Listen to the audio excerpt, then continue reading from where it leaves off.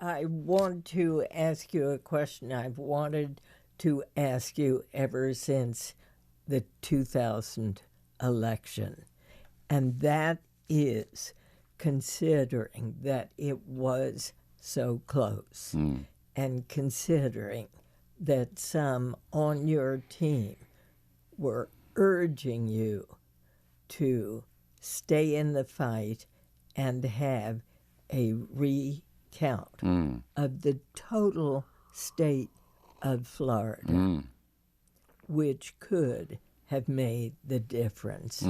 Why did you decide not to do that? Well, there's a lot of mythology woven through the memories of those events. I actually did exactly that and asked for a full recount of the entire state, and it was rejected. By Well, first of all, by the authorities in Florida. The governor of Florida, of course, had a point of view in that race, and the Florida laws were quite complex. But ultimately, here is what happened. In our system, there is no intermediate step between a final Supreme Court decision and violent revolution. So once the Supreme Court has spoken on a constitutional issue, then what comes into play is the rule of law. did you have sufficient negotiators on your side? Well, I had then and have now the greatest, deepest respect for the late Warren Christopher, who I worked with extensively when he was Secretary of State and in other capacities. And I thought that he was the right person for that job. There are those who believe that Jim Baker, also a former Secretary of State, just moved in and really defeated the issue before it had a chance. Well, I have a slightly different view. I think that I want to defend the memory and honor of Secretary Christopher. I think he did a superb job, and those who were helping him.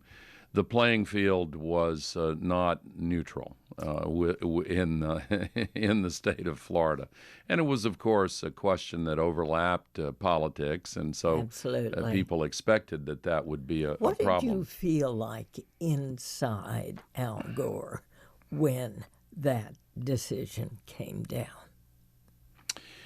Well, I was terribly disappointed, of course, But give me the passion that you had to have felt. Well, you can imagine it was a surprise. I had a shock, I would yes, think. It was. Some expected it. I felt they were being too cynical. I really felt that there was an excellent chance that it would go the other way, but it didn't. And so then my feelings were focused on what's best for the country, what needs to be done in this awful situation. And at least I felt it was awful. And I felt that supporting the rule of law was really important, and I undertook that responsibility. And now a personal question. Had you won that election, do you believe you and your wife, Tipper Gore, would have stayed together? Oh, well, I don't want to go into that, except to say this, Diane. Tipper and I made a mutual decision, genuinely mutual decision after 40 years of marriage to separate.